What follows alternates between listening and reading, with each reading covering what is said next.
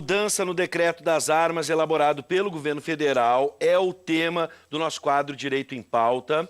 O governo federal recuou e publicou no Diário Oficial da União um novo decreto das armas. Sobre as mudanças nas regras para posse e porte de arma no país, armas de fogo no país.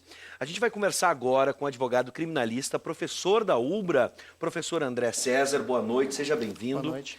Bom, professor, qual a principal mudança desse novo decreto do governo em relação ao porte de armas? Agora vamos combinar, esquecendo aquela primeira ideia, a definitiva agora. Qual foi a grande mudança?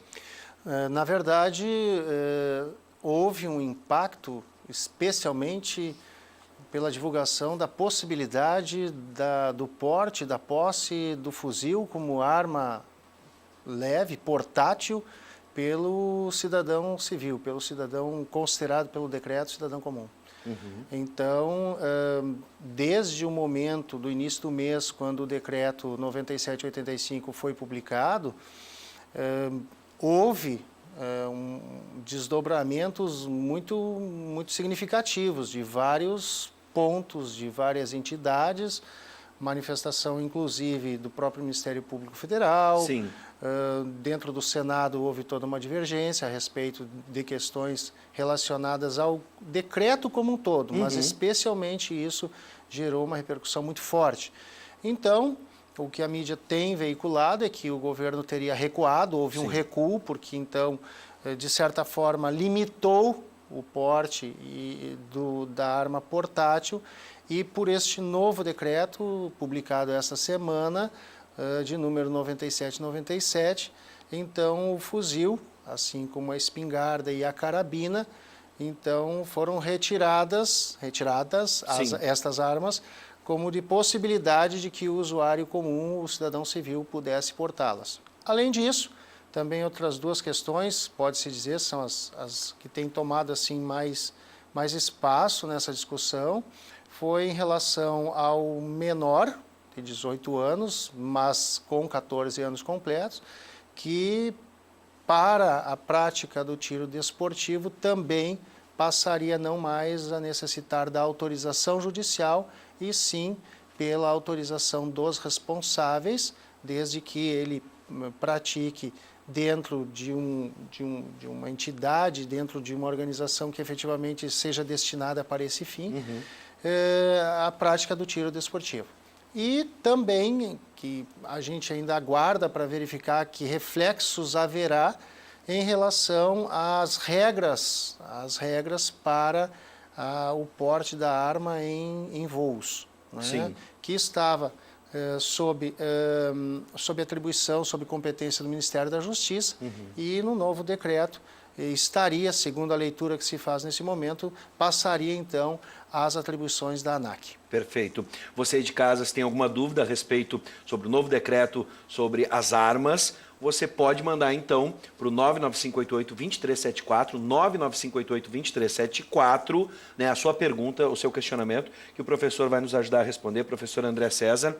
Professor, só para ficar claro, né, algum setor da sociedade está autorizado a utilizar essas armas portáteis, que se chama, né, de fogo portáteis, Sim. como carabina, fuzil. Tem algum setor da sociedade que pode utilizar essa arma?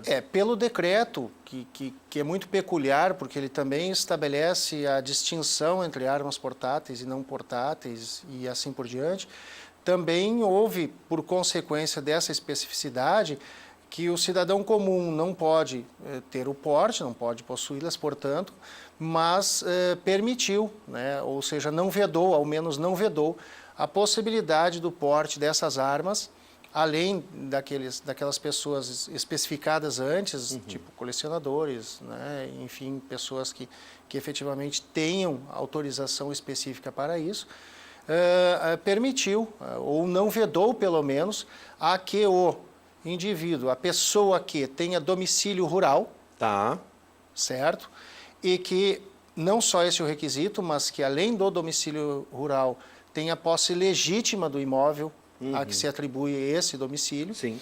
e que também desenvolva a atividade, né, afim do imóvel rural, ou seja, nós temos questões relacionadas, atividades relacionadas ao extrativismo, à pecuária, à agricultura e assim por diante, né, efetivamente desenvolva tais atividades.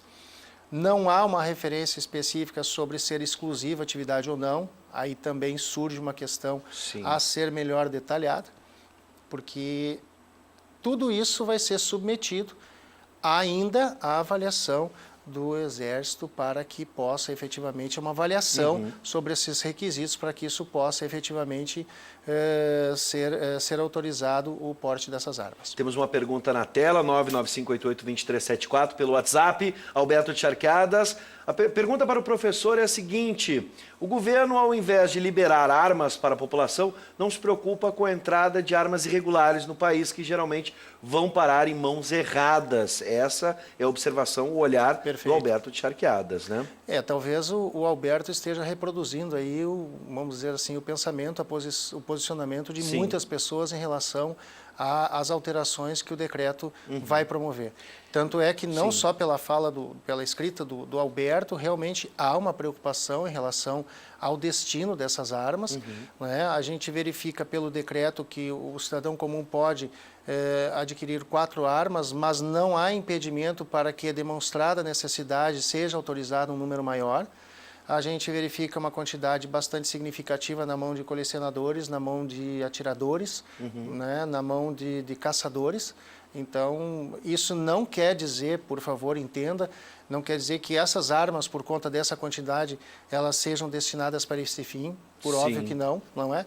E em relação à questão de fronteiras, a gente tem conhecimento, e isso é comum, que nós sabemos da dificuldade territorial, da dificuldade de fiscalização territorial que existe no país, especialmente como o nosso caso aqui de uma fronteira seca, como nós temos com os países do Sul.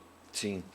No geral, quais tipos de armas são permitidas a posse e qual o trâmite a partir de agora com esse novo decreto? Bom, em relação à posse, há uma referência do próprio decreto, ou dessa sequência de decretos, enfim, de que nós estaríamos limitados à arma em que seria possível o manuseio ou disparo com uma das mãos, né? Há uma referência a essa situação. E diretamente estaria especificado ao revólver, né, a pistola e a garrucha. Há uma referência expressa de que até 60 dias o Exército fará, o Ministério, né, fará uma relação, publicará uma relação de armas permitidas ou aquelas proibidas, enfim, dentro de um quadro daquelas armas que geralmente circulam comercialmente e que são passíveis de comercialização no país. Bom, professor, alguns especialistas afirmam que havia alguns pontos inconstitucionais no decreto anterior. E esse agora, com essas mudanças, vai sanar esse problema ou ainda pode ser questionado constitucionalmente? Sim. Pode. Inclusive, casualmente estamos falando hoje, e ontem já houve ingresso de uma ação, né, já, de certa forma, remontando os fundamentos que antes havia, e especialmente no que diz respeito à divisão dos poderes, a soberania dos poderes que estaria sendo ofendida em relação a ser objeto de um decreto, né? O entendimento firmado, um dos fundamentos firmados, além do risco, além da questão toda que envolve vamos dizer assim, uma legislação que surge a partir de agora em função de uma política e de uma atitude do governo em relação a permitir, ou seja, cumprir ou não cumprir, ou estar cumprindo o que lá em 2003 se decidiu, o que estar atendendo o que a população requer, na verdade passa por um reflexo enorme em que alcança determinados setores e a própria população, que de certa forma parece-me, já consta, inclusive alguma pesquisa parcial, de que hoje já há um índice maior do que a época, inclusive, de não aceitar que seja feito e que seja atendido tudo isso da forma que está constando do decreto. Mas, especificamente sobre a questão da constitucionalidade ou não do decreto, sim, havia ações que a própria Advocacia Geral da União parece-me que já emitiu pareceres no sentido de que com o novo decreto teriam perdido o objeto, mas nós já temos notícia sim de que a constitucionalidade do novo decreto, 9797, já está sub júdice a partir de uma ação sobre a qual se tem conhecimento, talvez outras venham de novo a surgir nesse cenário judicial, mas sim já está submetido à discussão sobre a constitucionalidade. E especificamente, separando ou afastando um pouco dessa questão crítica do aceitar ou não aceitar, concordar ou não concordar, em elementos técnicos que estariam relacionados à soberania dos poderes que estaria sendo invadida pela atitude do governo em usar de um decreto para essa finalidade, quando deveria passar pelo Congresso Nacional. Resumindo, professor, para o leigo que está em casa, essa questão não está definida ainda. A partir desse decreto e com todo esse questionamento que está sendo feito, não é uma questão que a gente pode dar como definitiva. O decreto vai resolver, pelo menos, e agora não vou entrar no mérito, claro, se concordo ou não concordo, mas dá para dizer que essa questão não está fechada, não está definida. Não, eu acredito que não. Eu acredito que todas as medidas que de uma forma ou de outra tenham repercussão, tenham reflexo, e que as pessoas antecipadamente não tomem muito conhecimento, até porque quando de repente elas surgem é que elas vão gerar o efeito na sociedade, é que elas vão ter implicação em relação às pessoas e a determinados segmentos e a setores e a própria economia do país, porque a gente está tratando de uma questão que envolve inclusive a produção de armas. Né? A gente já passou a ter notícias, inclusive na região metropolitana, de determinados lugares em que foram flagrados indivíduos produzindo munição ilicitamente. Então, quer dizer, tudo isso gera uma repercussão. Então, realmente, não é possível dizer, nesse momento, que não haverá desdobramentos, até porque uma das referências, se não me falta do que li esta semana, é do próprio governo em mencionar que o novo decreto seria para fazer um ajuste, fazer uma adequação, inclusive algumas correções formais. Algumas questões que, efetivamente, do decreto anterior teriam que ser corrigidas. Mas todos sabemos que, efetivamente, haverá um desdobramento de tal tamanho, de tal dimensão, né, de tal forma, que possivelmente haverá novas ações judiciais, até porque o que nós esperamos é que seja realmente uma legislação clara, né, que tenha efetivamente um uso adequado e que realmente atinja o fim a que se propõe. É o que todos esperamos que aconteça e da melhor forma possível, não imaginando que por conta disso haverá uma maior incidência ou menor incidência, porque são questões que realmente elas devem ser tratadas tal qual nos seus segmentos. E aqui especificamente sobre o decreto, como já há notícia de uma ação ajuizada, não há impedimento de que outras venham a ser ajuizadas nesse sentido.